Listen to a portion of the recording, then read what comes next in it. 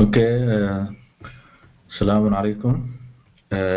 Today we'll discuss about the nasal cavity and paranasal sinuses. Let me to make a full screen. Yeah. Okay, we'll talk briefly, or we will talk about the nasal cavity and briefly about the paranasal sinuses. That means we have the same idea on the different structural formation in the bony part and mucosal lining of the nasal cavity. The same lining extend from the nasal cavity proper to the area of the paranasal sinuses. So that our objectives here, we identify the wall of the nasal cavity and the major opening in the nasal cavity, demonstrated the nasal mucosa and the specific features of the nasal mucosa, and also describe the blood supply and the innervation of the nasal cavity and lymphatic drainage, and also we will talk about the paranasal sinuses, the locations and the opening of the paranasal sinuses inside the nasal cavity proper. And also during this presentation we'll discuss briefly about the most major disorders in the nasal cavity. Okay, the nasal cavity is the chambers which consist of the cartilaginous part and bony part. The cartilaginous part is the little bit flexible and lining from the inner aspect by the mucosa of the respiratory system, and separated from each others in the median plane by the middle partition of cartilaginous part and bony components, so that we have the two equal half of the nasal cavity. Okay, it's open anteriorly in the nares or nostrils. This is the anterior opening or the anterior nasal apertures, and posteriorly communicated with the nasopharynx as the conicae. Then it consists also of the vestibular part. This is the vestibular part, that means the cartilaginous part, which you can remove during the surgical incision, or you can make the aesthetical ethic ring in the nose or something like this. And the bony part, which act at the proper part of the nasal cavity, and this along the bridge of the nose, the hard point on the tip of the nose. Okay, this is the vestibular part and proper part of the nasal cavity.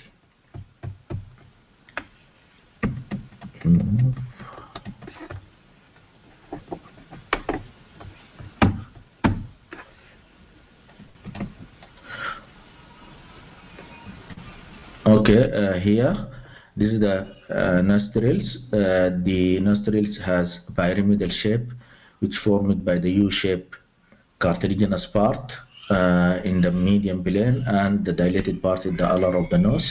And here this is the tip of the nose, as you see, and this the most anterior aspect, controlling by the toughness, short hair, and also we have the skin in the entrance of the nasal cavity.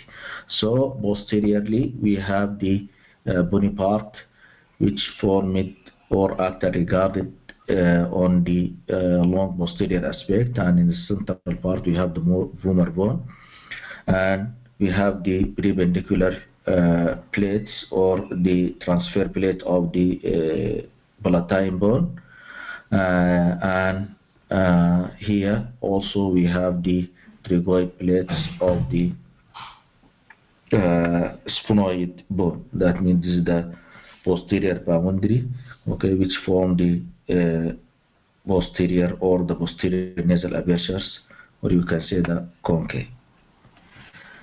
The vestibular part of the nasal cavity lies directly and posteriorly behind the nostrils or the nares. This is the nostrils, It consists of morphologically from the outside, from the tip of the nose, as you see here, and this is the dilated part, which is called the alar of the nose, and lining from the inner aspect by the skin. This skin has a short toughness hair.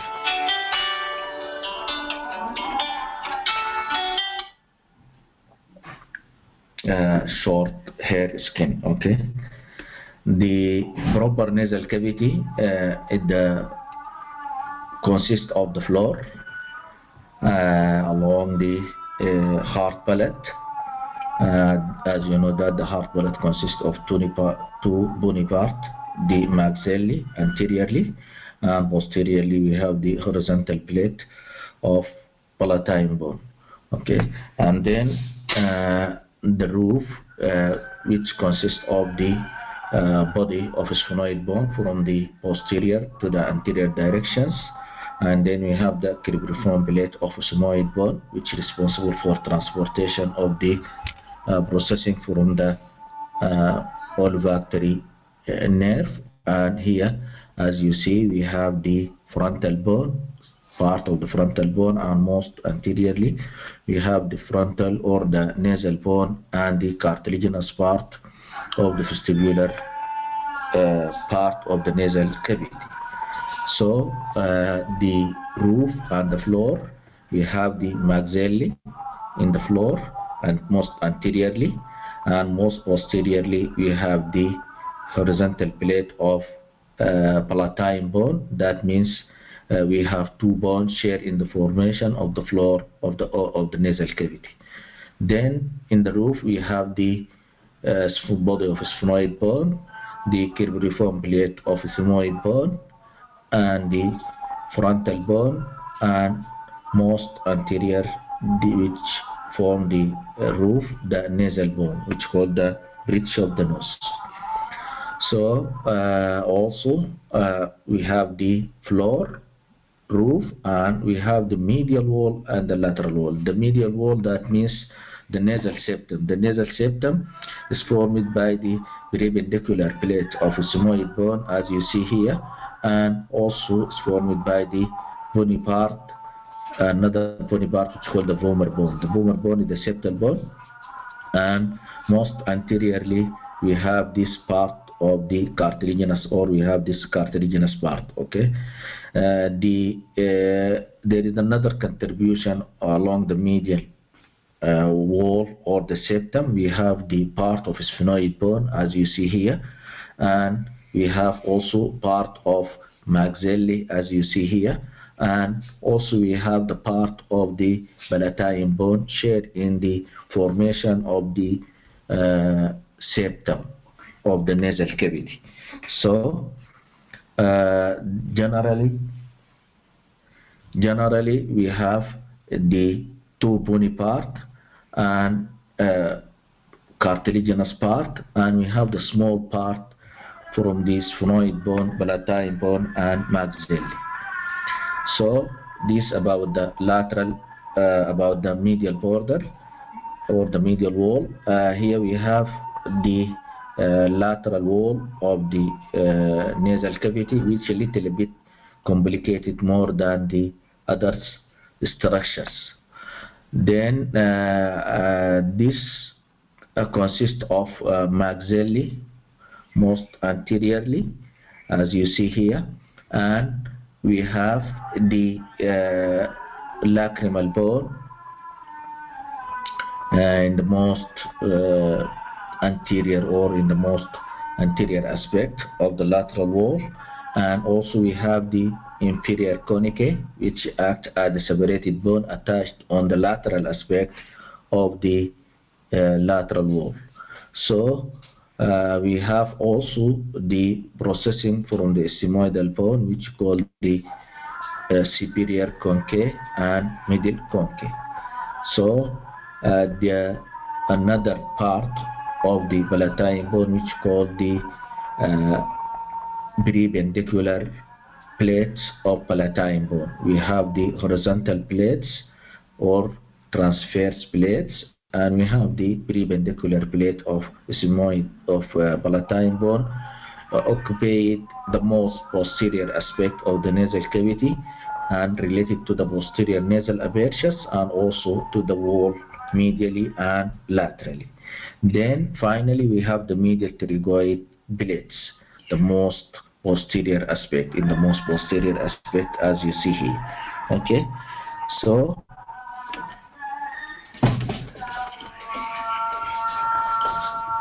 the nasal mucosa is the lining of this bony part from the inner aspect. It is consists of the or continuous or lining all the bony part of the nasal cavity and continuous in the cavity of the paranasal sinuses. So the paranasal sinuses have the same mucosal part of the nasal cavity and the same lining epithelium, and also continuous inferiorly with the nasolacrimal duct. Okay, so the nasolacrimal duct is the duct which communicated the nasal cavity with the lacrimal sac along the medial angle of the eye. So it composed of two parts. We have the olfactory mucosa in the most upper part, and the rest of the mucosa has the specific term which is called the respiratory mucosa. That means according to the functions, but there is a specialization in this mucosa in the most upper posterior aspect, okay, which is called the olfactory mucosa. As you see here, this is the olfactory mucosa and the distribution of olfactory nerve and the receptors on the lateral wall and also along the medial wall or the septum of the nasal cavity, so that corresponding to the cribriform plate of sigmoid bone and on both sides of the nasal cavity, medially and laterally. There is the projection along the lateral aspect of the nasal cavity, which is called the concha of the nasal cavity. Okay, in the concha or on this bony project, we have the superior conica. The superior conica is the part of the sigmoid bone, that means projection from the sigmoid bone, and we have another conica which is called the middle nasal conica, and this middle nasal conica also act as the projection from the ethmoid bone. So we have the third one which called the inferior nasal conica, and these act separately or act as a separated bone along the lateral aspect of the nasal cavity. So we have three conica: superior, middle, and inferior conica. Okay. Then between the conica we have the spaces, and along the lateral wall of the nasal cavity we have four small cavities. These small cavities in sequences from above downwards. We have the sphenosigmoidal recess, as you see here. This sphenosigmoidal recess lies above to the superior conica. That means between the roof and superior conica. Then we have another space which called the superior meatus. The superior meatus lies just below to the superior conica, so that we have the middle meatus, that means lies below the middle conica, and then finally we have the inferior meatus which lies below to the inferior conica. That means each meatus lies below to the corresponding conica, the superior below to the superior and the middle below to the middle, and also as you see here the inferior lies below to the inferior conica. So along these meatus we have a specific modification of the mucosa, and also there is a large opening of the paranasal sinuses. That means the paranasal sinuses in this region communicated with the nasal cavity through the specific hiatuses along the lateral wall of the nasal cavity, which is called the meatus.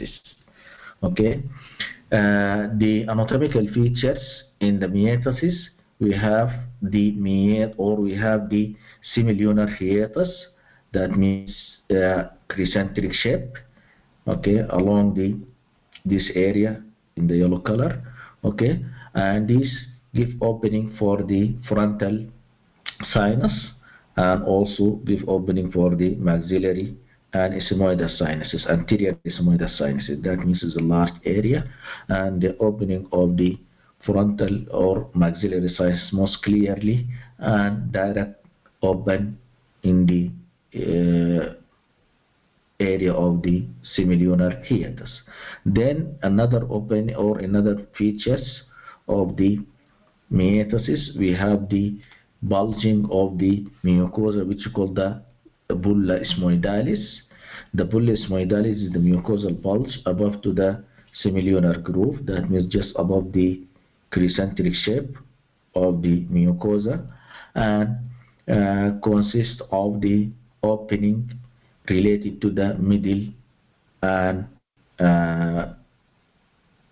middle ethmoidal sinuses. Okay, that means we have the bulla ethmoidalis projections and consist of the opening related to the middle ethmoidal sinuses. And then we have the ostium of the maxillary sinus, which is located in the lower part of the semilunar hiatus, is most important in this area.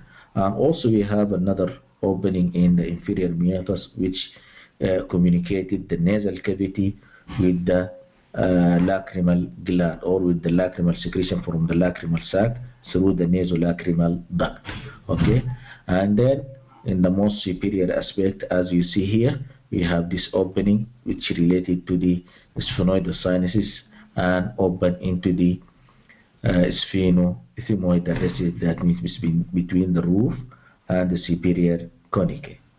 Okay, most posteriorly, the communication of the nasal cavity continues into the nasopharynx, which guided by this, or which is remarkable by this major opening, which is called the opening of Eustachian tube. So along the lateral wall, we have most important features. We have the superior conicae, middle conicae, and inferior conicae, and then between them, from the above downwards, we have the superior meatus and middle meatus and inferior meatus. So between the roof and the superior conicae, as you see here, we have this sphenoethmoidal recess. In each recess and sinuses or meatasis, we have the major opening. For example, as you see here, this is a large opening related to the maxillary sinus, and most inferiorly, as you see here, this is the opening which related to the nasolacrimal duct. So this is about the lateral wall, and the mucosa on the lateral wall are most important features on the lateral wall. The arterial supply of the nasal cavity, we have the major arterial supply of the nasal cavity. First of all, we have the sphenopalatine artery, and as you see here, the sphenopalatine artery supplied the most posterior aspect of the nasal cavity, and also we have the anterior ethmoidal artery, and the supplied the most anterior aspect of the nasal cavity. Then we have another small sources of arterial supply of the nasal cavity, like the posterior ethmoidal sinus, as you see here, supply the central part of the roof of the nasal cavity, and also most inferiorly we have the, or most anteriorly we have the superior labial branch to supply the most anterior aspect, specifically which is called the nares, or the nostril part of the nasal cavity.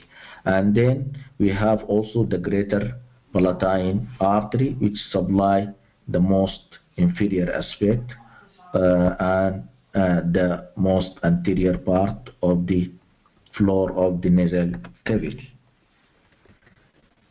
The arterial supply of the nasal cavity has specific arterial anastomosis in this area, which is called the Kesselbach area, The Kesselbach area is the common site of the nose bleeding, okay, and also this formed or this anastomosis formed by the major arterial supply like the sphenopalatine artery and also the greater palatine and also the anterior ethmoidal and the superior labial artery. Okay, so most anteriorly, okay, we have or at the level of the nasal septum. Sometimes you can say also we have another specific term which is called the little area. Okay, it's the one or the one of the most dangerous point in the nasal cavity and the face. The venous drainage of the nasal cavity, uh, most of the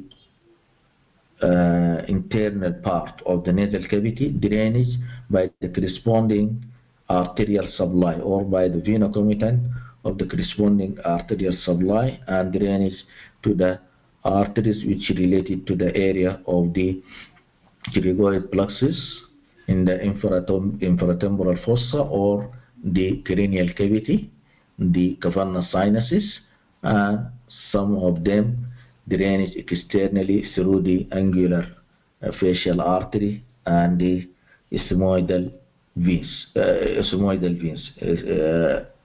angular facial vein and the ophthalmic veins externally.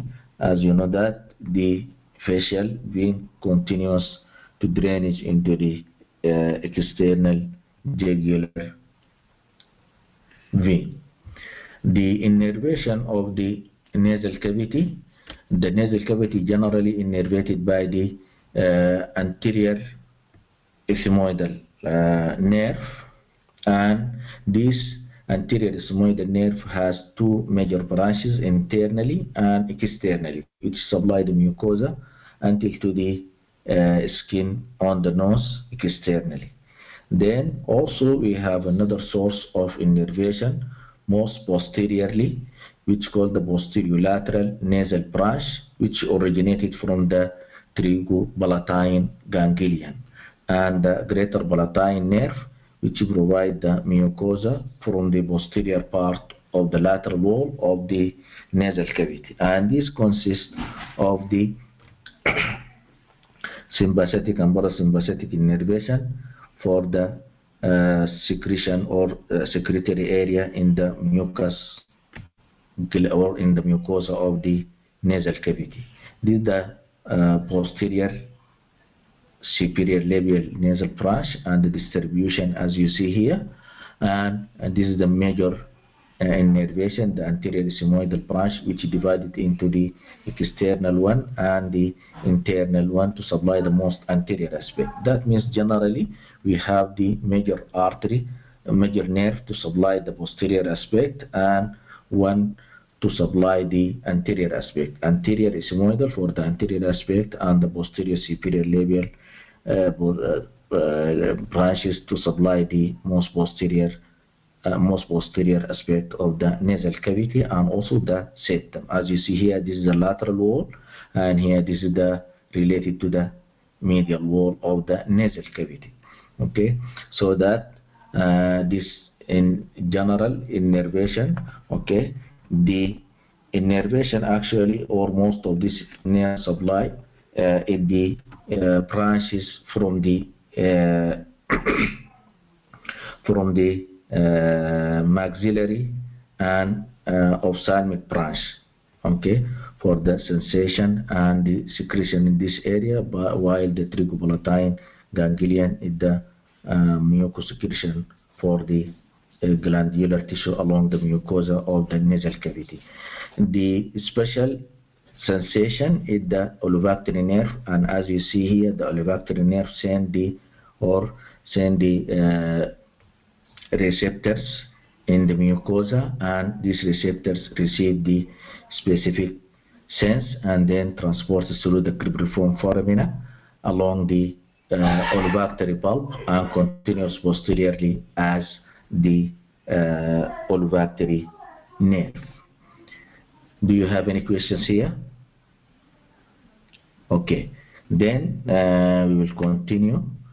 The I will try to um, talk a little bit about the paranasal sinuses according to the locations and the opening of the paranasal sinuses in the nasal cavity.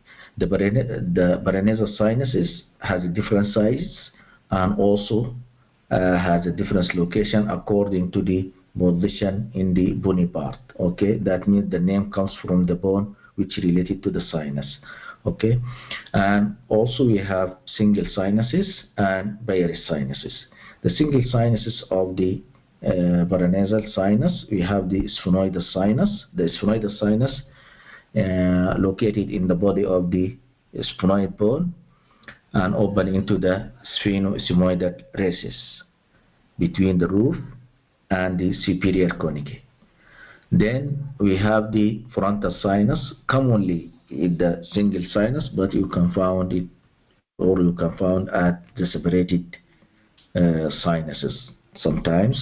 Okay, this as a normal anatomical variations, and this located in the frontal bone and open into the most anterior aspect of the middle meatus.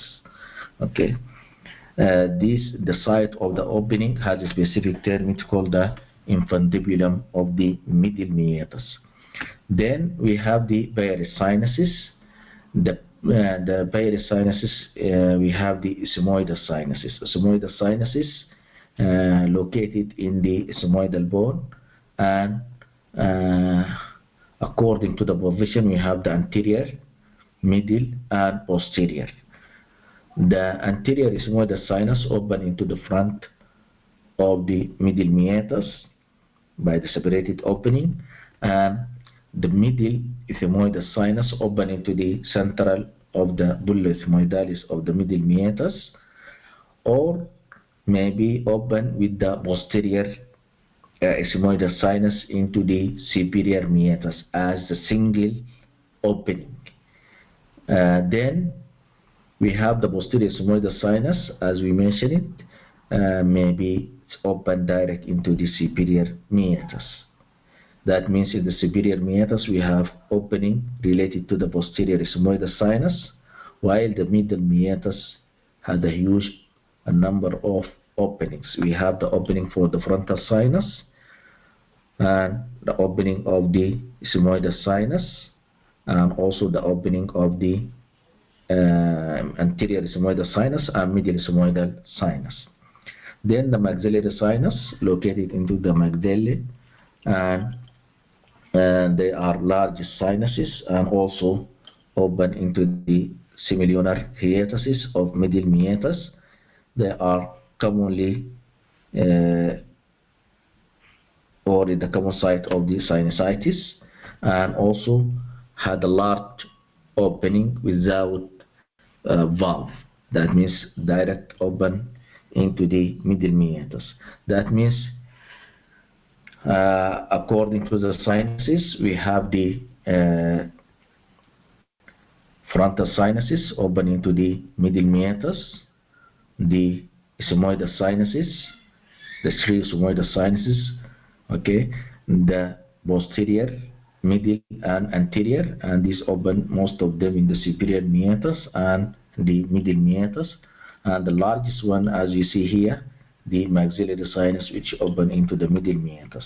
Then what about the inferior meatus? The inferior meatus, the opening which related to the inferior meatus is the opening of the nasolacrimal duct.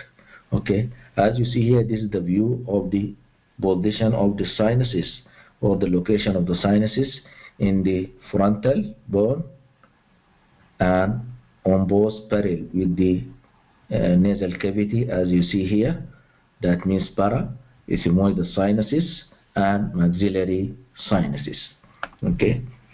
Then, in the view of the nasal sinuses, because most of these nasal sinuses consist of the air, that means empty space. As you see here, the reflections of the nasal sinuses. This is the nasal septum, as you see here, and this is the nasal cavity, on both sides, and there is a sigmoidal sinuses or the arrangement of sigmoidal sinus until today the maxillary sinus. Okay, so from the lateral view, as you see here, this is the frontal sinus most clearly, and the sphenoidal sinus, because those two sinuses lies along the midline of the skull. Okay, this about the nasal sinuses and paranasal sinuses. Do you have any questions? Okay, I think that I'm alone here. Okay, thank you for listening, and uh, see you in the